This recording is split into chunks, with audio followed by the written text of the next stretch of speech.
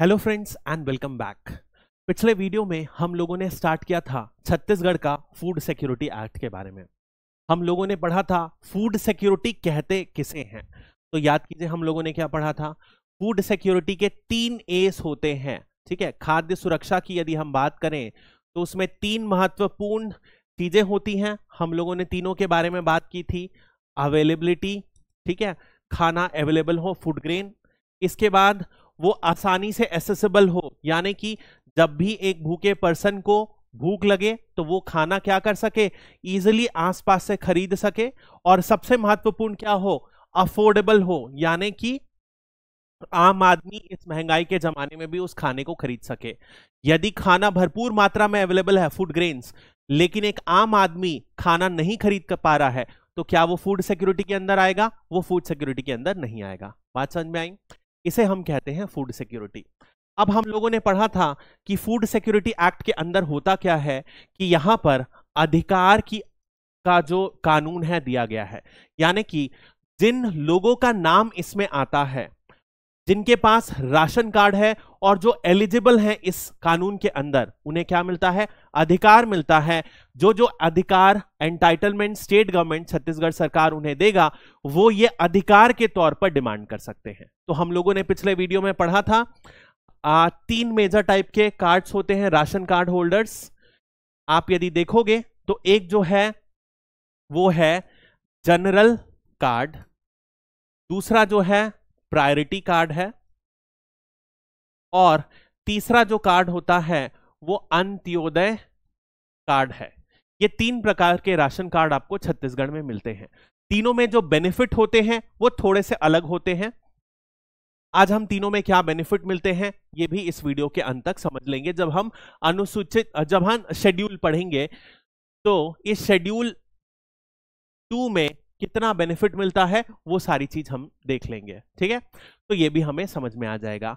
तो अब इस एक्ट के अंदर हम लोगों ने क्या पढ़ा था? कुछ सेक्शन ऑफ पीपल हैं। वो सेक्शन ऑफ पीपल कौन कौन से हैं? सबसे पहले हम लोगों ने देखा था मैल नरिश्ड पीपल।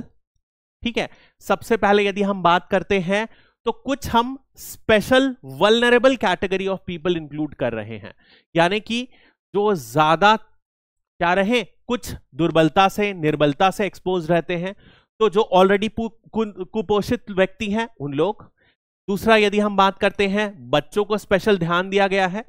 तीसरा जो प्रेग्नेंट विमेन हैं और लैक्टेटिंग, यानी कि जो ब्रेस्ट फीड करती हैं अपने बच्चों को 6 महीने तक, लैक्टेटिंग मदर्स पर भी ध्यान दिया गया है। इसके अलावा कुछ और स्पेशल ग्रुप्स हैं जिनके बारे में बात किया गया है, जो राज्य सरकार अपने हिसाब से नोटिफाई कर सकती है। जैसे हम लोगों ने पढ़ा था डेस्टिट्यूट, होमलेस, बेघर लोग, ऐसे कुछ लोगों को राज्य सरकार बेनिफिट देता है। साथ ही साथ कोई ऐसी स्पेसिफिक सिचुएशन आ जाए, जैसे कि मान लीजिए डिजास्टर आ जाए, कोई इमरजेंसी या आपदा आ जाए, ऐसी कंडीशन में भी हम लोगों ने पढ़ा था राज्य सरकार क्या कर सकती है? 2 टाइम की मील प्रोवाइड कर सकती है फ्री ऑफ कॉस्ट। तो ये जो सारे एंटाइटलमेंट्स हैं ये हम लोगों ने पढ़ा था। अब इसी एक्ट को हम आगे कवर अप करेंगे और देखते हैं क्या क्या इसमें महत्वपूर्ण चीजें रहेंगी। तो सबसे पहला जो है कि हम लोगों ने पढ़ा 3 प्रकार के राशन कार्ड होते हैं। अब इनको आइडेंटिफाई करना कैसे रहेगा, किसके जिम्मेदारी रहेगी, ये सब इससे रिलेटेड जितने भी कानून हैं वो कैसे बनेंगे, वो चैप्टर 7 में मेंशन्ड है। तो चैप्टर 7 में यदि आप देखोगे, यहां पर क्या लिखा है सेक्शन 15 के अंदर कि जो राज्य सरकार है, ठीक है, ये गाइडलाइंस बनाएंगी और इस गाइडलाइंस के तहत ही जो 3 प्रकार के राशन कार्ड हैं, जनरल राशन कार्ड, प्रायोरिटी यानी कि प्राथमिकता, और तीसरा जो अंत्योदय है, तीनों के अंदर कानून बनेंगे। और उन कानून बनने के बाद ही क्या होगा, अल्टीमेटली डिसाइड किया जाएगा किस लोगों को, किस जाति को, किस कम्युनिटी को, किस हाउस होल्ड को किस कैटेगरी में रखा जाएगा। तो जो सबसे ज्यादा बेनिफिशियल होती है वो होता है, उसको कैटेगरी में नॉर्मली जो पर्टिकुलरली वल्नरेबल कैटेगरी होती है उसमें आप देखोगे अंत्योदय वाले लोगों को रखा जाता है, उनको अंत्योदय राशन कार्ड दिया जाता है।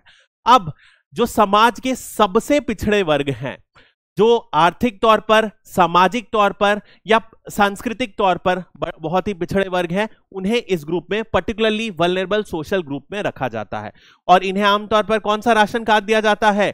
अंत्योदया वाला राशन कार्ड दिया जाता है।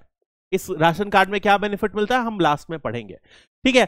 तो जैसे कि मान लो एक ग्रुप होता है पर्टिकुलरली वल्नरेबल ट्राइबल ग्रुप।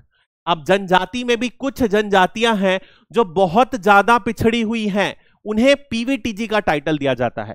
जब हम छत्तीसगढ़ का पढ़ेंगे तो हम छत्तीसगढ़ में इन ट्राइबल कम्युनिटीज के बारे में पढ़ेंगे।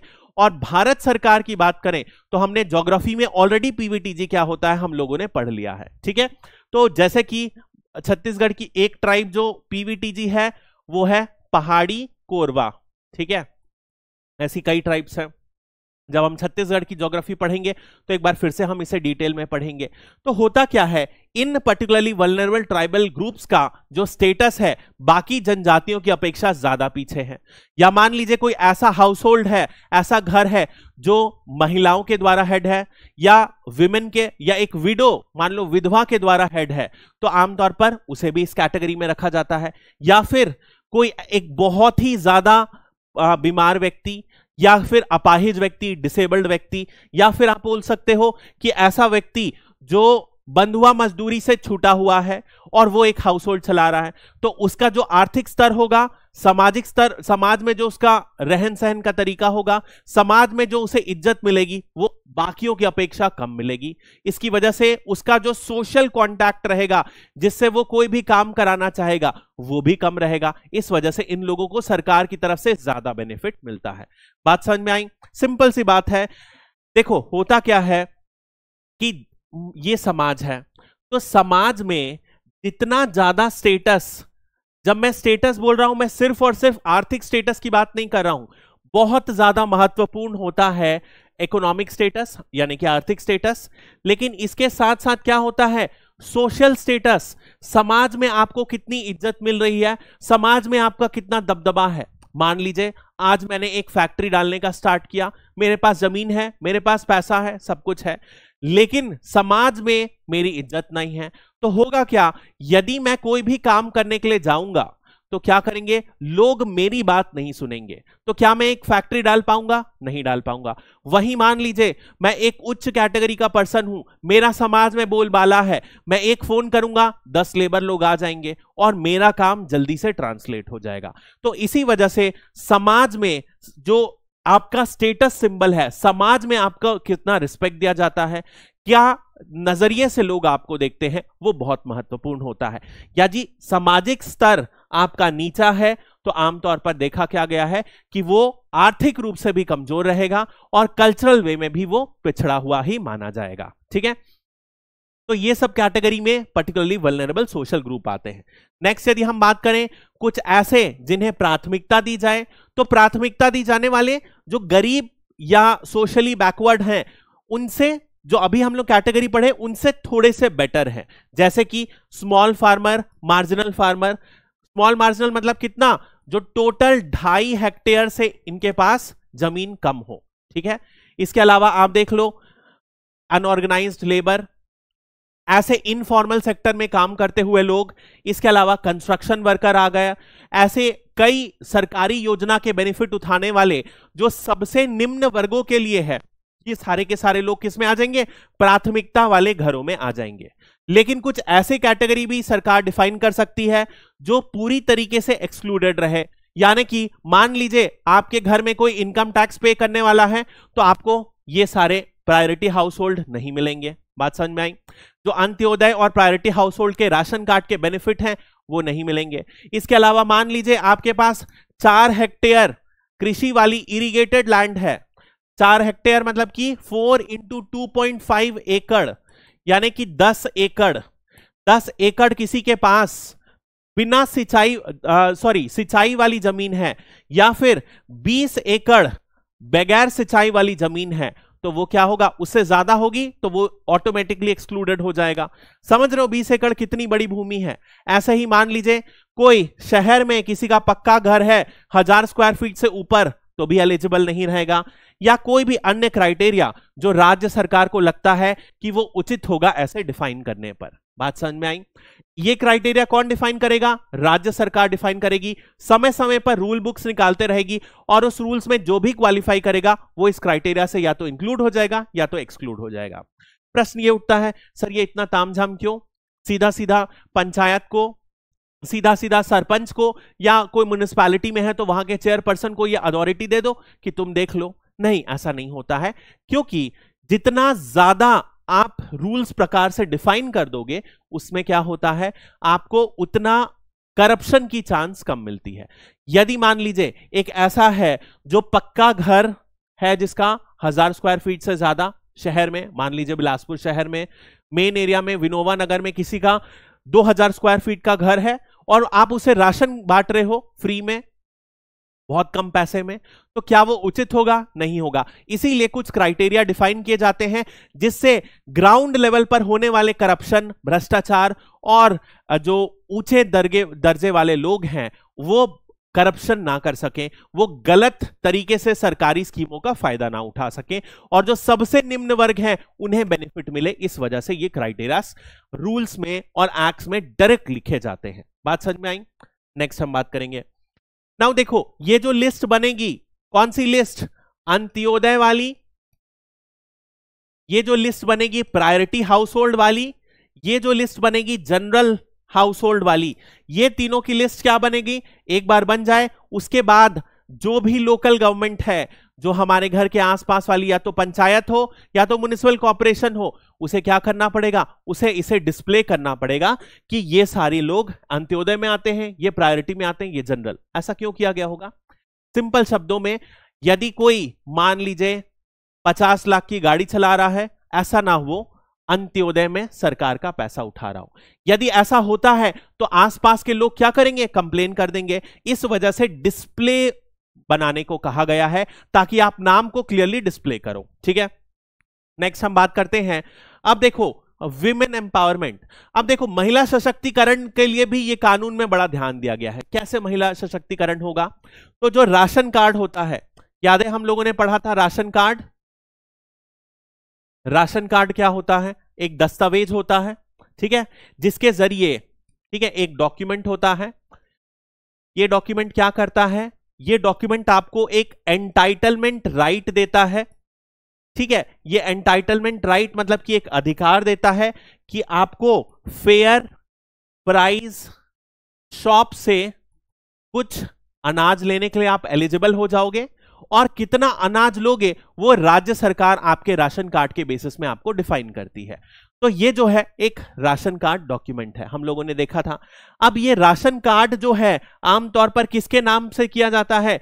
ये महिलाओं के नाम से बनाया जाता है। किसी घर में कोई पुरुष है, महिला है, तो जो सबसे फीमेल बड़ी होगी हाउस होल्ड में, उसके नाम से राशन कार्ड बनाया जाता है। ऐसा किस लिए किया जाता है? आमतौर पर आप देखना, जब आप सोशियोलॉजी पढ़ेंगे तो एक बहुत ही इंटरेस्टिंग स्टडी होती है। ठीक है, अब देखो ये खराब भी है और अच्छी भी है। मैं आपको थोड़ा सा इस टॉपिक में भी बात करते हैं।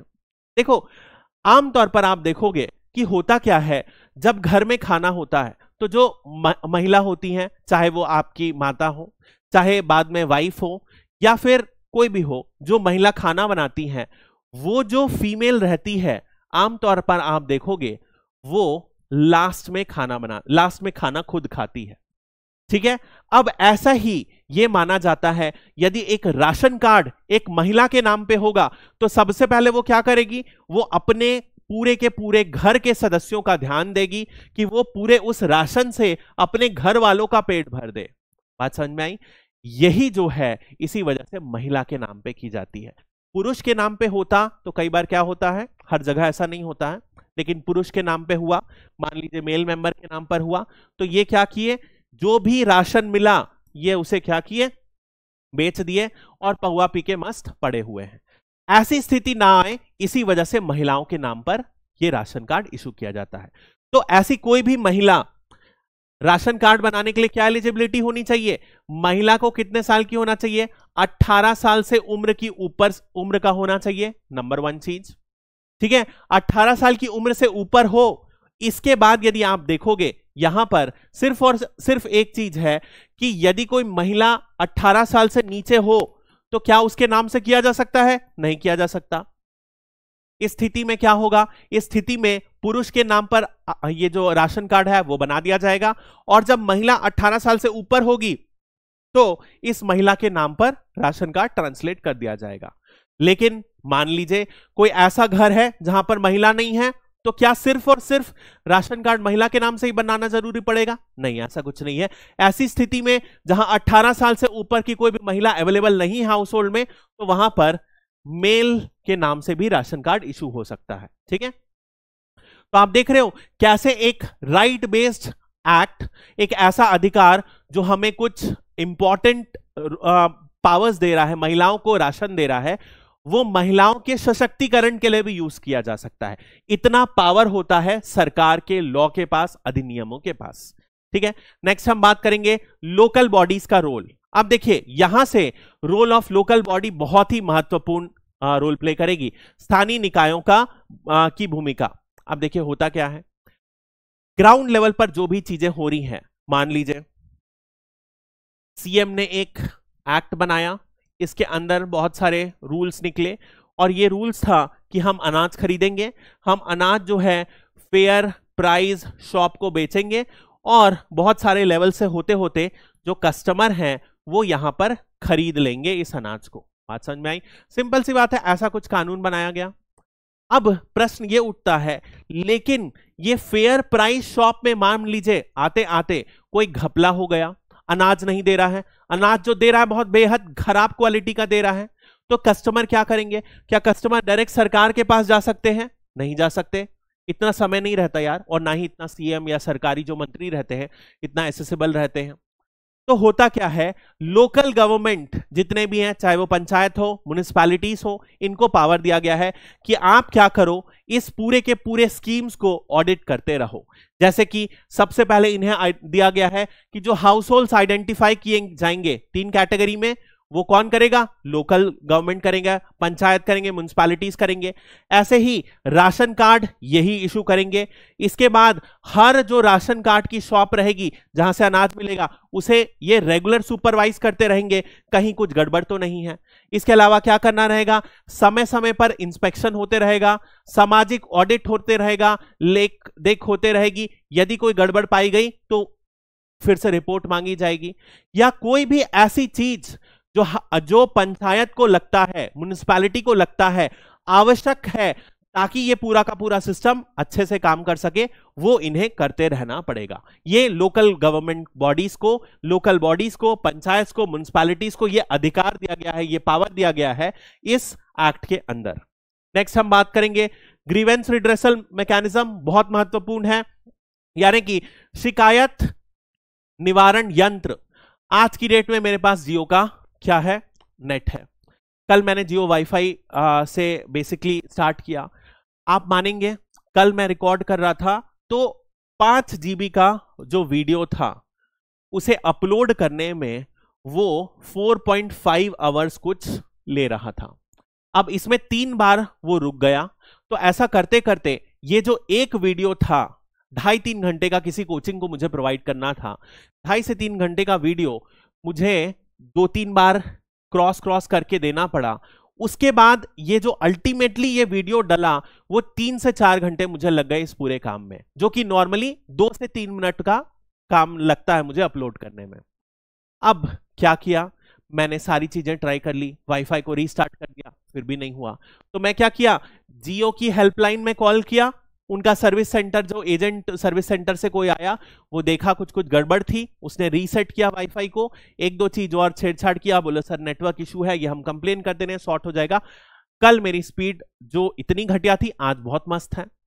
कहने का मतलब क्या है कि जब भी कोई सर्विसेज दे रहे हो, हमारे पास एक ऐसा सूत्र होना चाहिए, एक सोर्स होना चाहिए जहां पर हम क्या कर सके, शिकायत कर सके, तभी और तभी क्या होगा, प्रॉब्लम सॉल्व होगी। तो ऐसा स्टेट गवर्नमेंट क्या करेगा, इसी चीज के लिए ग्रीवेंस रिड्रेसल मैकेनिज्म बनाएगा। किस किस जरिए हो सकता है, जैसे मैंने अभी बताया, कॉल सेंटर में जैसे मैंने कॉल किया, हेल्पलाइन नंबर हो, या फिर किसी नोडल ऑफिसर को असाइन कर दो, वो नोडल ऑफिसर के पास जाके आप कंप्लेन कर दो। इनके जरिए हमारी शिकायतों का निवारण किया जा सके। समझ में आया? खराब क्वालिटी का राशन दे रहे हो, 5 किलो राशन, मान लीजिए मैं एक general house hold 15 kilo ration के लिए एलिजिबल रहता है, मेरा जो शॉप वाला है, राशन शॉप वाला, वो मुझे बोल रहा है मैं सिर्फ आपको 10 किलो राशन दूंगा, तो 5 किलो का उसने गमन किया, तो मैं किसके पास शिकायत करूं? मैं कॉल सेंटर में जा सकता हूं, मैं हेल्पलाइन नंबर पर कॉल कर सकता हूं, या किसी नोडल ऑफिसर को कर सकता हूं। ठीक है। नेक्स्ट, ये बहुत महत्वपूर्ण प्रोविजन है, notification of services under the Chhattisgarh लोक सेवा गारंटी एक्ट। ठीक है, ये जो एक्ट है इसमें जो जो सेवाएं प्रदान की जाएगी वो छत्तीसगढ़ की लोक सेवा गारंटी एक्ट के अंदर पाई जाएगी। अब इसमें क्या होता है, यदि आपको गारंटी मिल गई सर्विस की, तो क्या किया जाएगा? सरकार आपको गारंटी दे रही है कि इस समय में, समय देती है, इस समय में आपको, इस समय के दायरे में आपको ये सुविधाएं मिल जाएंगी। यदि नहीं मिलती है तो क्या कर सकते हो? आप सीधा सरकार के अगेंस्ट केस कर सकते हो। बात समझ में आई? तो ये बहुत ही महत्वपूर्ण एक्ट है। नेक्स्ट हम बात करेंगे रिफॉर्म्स। अब ये पूरा का पूरा पीडीएस सिस्टम चल रहा है। अब देखो, राज्य सरकार ने क्या बोला, हम पहले से ही बोल रहे हैं कि इस सिस्टम को हम डेली बेसिस में, जैसे ही हमारे पास और ज्यादा रिसोर्सेस रहेंगे, हम उसे सुधारते जाएंगे। तो उन्होंने क्या किया, अपनी क्षमता के हिसाब से राज्य सरकार इस पूरे के पूरे जो वितरण प्रणाली है उसमें क्या करेगी? सुधार लाने की कोशिश करेगी। कैसे सुधार? जैसे कि फ्यूचर में क्या होगा, राशन आपके घर में आके डिलीवर हो जाएगा, आधार को लिंक किया जाएगा, ये ऑलरेडी हो चुका है। ठीक है। इसके बाद जितना ज्यादा हो सके सूचना और संचार प्रौद्योगिकी, आईसीटी का सिस्टम यूज किया जाएगा। जैसे कि आज की डेट में आप देखोगे क्या किया जाता है, बायोमेट्रिक सिस्टम है। अब बायोमेट्रिक सिस्टम को माइग्रेंट क्लास के साथ भी लिंक कर दिया गया है। तो इससे क्या हो रहा है, कुछ प्रतिशत राशन, मान लीजिए मैं मुंबई में काम कर रहा हूं और मेरा राशन कार्ड है छत्तीसगढ़ का, तो 60 से 70% जो राशन होगा छत्तीसगढ़ में मेरे अपने घर से लिया जा सकता है। बचा कुचा 30 से 40% राशन मैं मुंबई से भी अपना छत्तीसगढ़ का राशन कार्ड दिखाकर ही ले सकता हूं। इसको क्या कहा गया है? इसे कहा गया है one nation one ration card scheme. Covid के समय केंद्रीय सरकार ने लॉन्च किया। ये किस लिए संभव हो पा रहा है? ये इसलिए संभव हो पा रहा है क्योंकि इंफॉर्मेशन एंड कम्युनिकेशन टेक्नोलॉजी से रियल टाइम में अपडेट किया जा रहा है, कितना इन्होंने अनाज ले लिया, कितने के लिए ये एलिजिबल है, इनका जो सदस्य है वो कहां पर रह रहे हैं। मान लीजिए फ्यूचर में कोई कमोडिटी एक्सपैंड करना है, जैसे आज की डेट में आप देखोगे कई क्षेत्रों में पल्सेस दालें मिलती हैं। इसके अलावा पल्सेस में मेनली आपको ब्लैक ग्राम, काला चना मिलता है, ये मिलता है। कई क्षेत्रों में शक्कर मिलती है। इसके पहले आप देखोगे मिट्टी तेल भी पीडीएस में ही मिलता था, अब तो बंद कर दिया गया है। तो ये जो सारी चीजें हैं, ये जो सामग्री मिलनी है, कमोडिटीज, वो समय समय के हिसाब से बदलाव लाया जा सकता है। ठीक है। नेक्स्ट है ट्रांसपेरेंसी एंड अकाउंटेबिलिटी, मतलब कि जितना हद तक हो सके पूरे के पूरे पीडीएस सिस्टम में क्या हो, पारदर्शिता लाई जाए और इसे क्या किया जाए, जवाबदारी इसकी ज्यादा से ज्यादा बढ़ाई जाए। जैसे कि इसी में कहा गया जो भी रिकॉर्ड्स हैं इस पूरे के पूरे वितरण प्रणाली में, उसे क्या किया जाए, बांटा जाए। ठीक है। ऐसे बांटा जाए, पूरे के पूरे रिकॉर्ड्स को ओपनली डिस्प्ले किया जाए। डिस्प्ले करने से क्या होगा, यदि किसी के अधिकारों का हनन हुआ है तो क्या कर सकता है, वो ओपन में जानकारी अवेलेबल रहेगा, वो सरकार के अगेंस्ट केस कर सकता है। ठीक है। नेक्स्ट है लोकल बॉडीज, समय समय पर हमने अभी पढ़ा सोशल ऑडिट करेगी। ठीक है, सामाजिक ऑडिट करेगी। इस लेख रेख से क्या होगा, समझ में आएगा कि कैसे कोई भी फेयर प्राइस शॉप फंक्शन कर रही है, पूरा का पूरा वितरण प्रणाली कैसे फंक्शन कर रही है। इसे क्या करना होगा, जो भी फाइंडिंग आएगी लोगों तक पहुंचाना पड़ेगा और उस फाइंडिंग के हिसाब से क्या करना होगा, क्या सॉल्यूशन किया जा सकता है कि जिससे लोगों को समस्या हो रही है वो सॉल्व हो, ये भी इसी में बताया गया है। ठीक है, ये उन्हें बताना है। ठीक है। अब देखिए, ये जो विजिलेंस कमीशन होगा, विजिलेंस मतलब क्या होता है, विजिलेंस मतलब देखरेख करने वाला। यदि मान लीजिए कोई भ्रष्ट व्यक्ति है तो हम किसे कंप्लेन करेंगे, विजिलेंस कमेटी को कंप्लेन करेंगे। तो एक विजिलेंस समिति सेटअप की जाती है, किसके द्वारा, राज्य सरकार के द्वारा सेटअप की जाती है, अलग अलग लेवल पर। सबसे पहले आप देखियो, ये जो फेयर प्राइस शॉप है, जो राशन कार्ड जहां से राशन बेचने वाली शॉप, वहीं पर ब्लॉक पर, जिला पर, और राज्य स्तर पर। हर स्तर पर ये विजिलेंस कमिटी का सेटअप किया गया है। क्यों किया गया है? ताकि जो भी नियरेस्ट स्तर है, आपको जिस भी लेवल पर अप्रोप्रिएटली पाया गया उस पर आप रिपोर्ट कर सकते हो। ठीक है, इसका काम क्या होगा कि कोई भी भ्रष्ट चीजें हो रही हैं, आप क्या कर सकते हो, इस कमेटी में जाके रिपोर्ट कर सकते हो। आप मतलब कि मैं और आप जैसे आम आदमी रिपोर्ट कर सकते हैं। ये इस एक्ट की ब्यूटी है। आप समझ रहे हो कितना ज्यादा ध्यान दिया गया है कि जो अधिकार दिया गया है कॉमन आदमी को, उस अधिकार का किसी भी तरीके से हनन ना हो। कितना ब्यूटीफुली ड्राफ्टेड लॉ है। और इसी वजह से आप देखोगे जो छत्तीसगढ़ का पीडीएस सिस्टम है वो राज्य नहीं बल्कि पूरे के पूरे इंडियन लेवल पर एक एग्जाम्पल बन चुका है। और छत्तीसगढ़ का one of the leading things रहा है ये पीडीएस सिस्टम। तो ये होता है एक अच्छे लॉ को लिख के इंप्लीमेंट करने का सही नतीजा। आप देखोगे बहुत लेवल पर चेंजेस ऐसे आते हैं यदि एक कानून सही तरीके से लिखा जाए। एक कानून सही तरीके से यदि लिखा जाता है तो फिर उसे इंप्लीमेंट भी सही तरीके से किया जा सकेगा। ठीक है, नेक्स्ट हम बात करेंगे ये विजिलेंस कमीशन क्या क्या करेगा। ये देखो सिंपल सी बात है, कोई भी गड़बड़ होगी तो उसे समझेगा। गड़बड़ समझने के लिए इसे क्या करना पड़ेगा, रेगुलरली उस जिस भी क्षेत्र में वो उसे जुरिस्डिक्शन दिया गया है वहां पर काम करते रहेगा।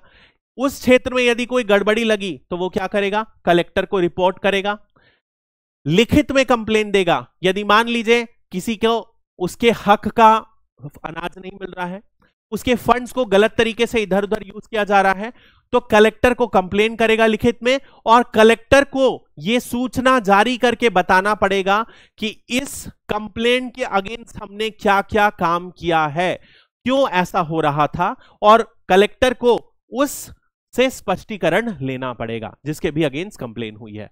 बात समझ में आई? नेक्स्ट हम बात करते हैं कुछ अदर प्रोविजंस। जो राज्य सरकार है उसके पास क्या होगा कि कुछ अदर जो वेलफेयर स्कीम्स हैं उसके लिए यदि कोई कंटिन्यू करना है तो राज्य सरकार बिल्कुल कंटिन्यू कर सकती है। जैसे कि इस फूड सिक्योरिटी के ऊपर मान लीजिए सरकार को ऐसा लग रहा है कि छत्तीसगढ़ में कुपोषण ज्यादा है, तो इस फूड सिक्योरिटी एक्ट के बाहर मान लीजिए उन्हें एग देना है, ठीक है, एग देना है, मिल्क देना है, या इसी में ऐड करना है, तो वो राज्य सरकार के पास छूट रहेगी, वो ये काम कर सकती है। नेक्स्ट हम बात करते हैं शेड्यूल्स, अभी हम पढ़ेंगे। शेड्यूल्स में क्या दिया गया है, दो शेड्यूल हैं इस एक्ट में कि किसको कितना अनाज मिलना है, किसको कितनी कैलोरीज और प्रोटीन्स मिलना है, ये दोनों दिया गया है। तो राज्य सरकार को यदि सूटेबल लगे तो वो क्या कर सकती है, इन अनुसूची में बदलाव ला सकती है। लेकिन उस बदलाव को कहां पर पेश करना पड़ेगा, लेजिस्लेचर में, विधानसभा में पेश करना पड़ेगा। विधानसभा यदि उसे पारित कर देती है तो वो पास माना जाएगा। ठीक है, नेक्स्ट हम बात करेंगे राज्य सरकार नियम बना सकती है। जो भी नियम है, जैसे मान लीजिए सोशल ऑडिट हमने पढ़ा, सोशल ऑडिट कौन करेगा, लोकल बॉडीज करेगी। तो इससे रिलेटेड जितने भी नियम है, नियम क्या क्या हो सकते हैं, कितने समय में सोशल ऑडिट हो, नंबर 1। दूसरी चीज यदि आप देखोगे तो सोशल ऑडिट कब होना चाहिए, सोशल ऑडिट की रिपोर्ट कहां पर पेश किया जाए, ये सारे कौन नियम बनाएगा, राज्य सरकार बनाएगी। ऐसा ही चीज हमने बात किया ग्रीवेंस रिड्रेसल कमिटी की, तो ग्रीवेंस रिड्रेसल कमिटी कब कब ग्रीवेंस लेगी, शिकायत करने की टाइमलाइन कब से कब होगी, उस शिकायत का निवारण कैसे किया जाएगा, ये कमिटी की सदस्यता में कौन कौन बैठेगा। तो पूरे के पूरे जितना भी कानून में छोटे छोटे नियम रहेंगे वो राज्य सरकार बनाएगी। नियम बनाने के बाद वही जो पुरानी चीज है लेजिस्लेचर में, विधानसभा में पेश करना पड़ता है। विधानसभा यदि पारित कर देती है तो वो सारी चीजों को पास मान लिया जाता है। नेक्स्ट हम बात करेंगे, अब देखो अब एक बहुत महत्वपूर्ण चीज है, इस बात को समझिएगा। देखिए मैंने आपको एक अधिकार दे दिया, ठीक है, अधिकार मान लीजिए दिया कि मैंने किसी एक स्टूडेंट को अधिकार दे दिया। एक जब भी मैं पढ़ाता हूं क्लास में तो होता क्या है, आमतौर पर जब मैं फिजिकल कोचिंग्स में जाता हूं, कहीं भी मुंबई में, दिल्ली में, मैं कई तरफ जाते रहता हूं, तो जब भी मैं क्लास करता हूं तो शुरुआती दौर पर जब मैंने क्लास करना स्टार्ट किया था, टीच करना स्टार्ट किया था, तो मैं क्या करता था, सभी को अपना पर्सनल नंबर दे देता था कि आप कभी भी परेशान रहो मुझे कॉल कर लेना बेझिझक। तो अब क्या हुआ कि बहुत बार एग्जाम के पहले रात को मुझे 2 बजे 3 बजे इस प्रकार से कॉल आने लग गया कि सर हमें बड़ी एंजाइटी हो रही है, 4 दिन बाद हमारा एग्जाम है, क्या करें। तो मैंने उसको अधिकार दे दिया था कि भैया आप ऐसे करो। अब मैंने खुद बोला था आप कभी भी एंशियस हो गए मुझे कॉल कर लेना, तो क्या यदि बच्चा कॉल किया कोई गलती किया? नहीं किया यार, मैंने ही उसे अधिकार दिया था कभी भी परेशान हो गए मुझे कॉल कर लेना। अब बच्चा रात को 4 बजे परेशान है तो मुझे कॉल करेगा ही, सही बात है। लेकिन अब मेरी भी मजबूरी है, बहुत बार क्या होता है रात को 2 बजे तक यदि मैं ये अटेंड करते रहूंगा तो सुबह 6-7 बजे 8 बजे क्लास लेना है, वो कैसे लूंगा? नहीं ले पाऊंगा। तो इस वजह से क्या होता है, अब यदि मैं ये बोल दिया तो ये बच्चे लोग कंप्लेन करने लगेंगे, सर बोलते तो बड़ा बड़ा है, रात को 2 बजे कॉल कर लेना, कभी उठाते तो है नहीं।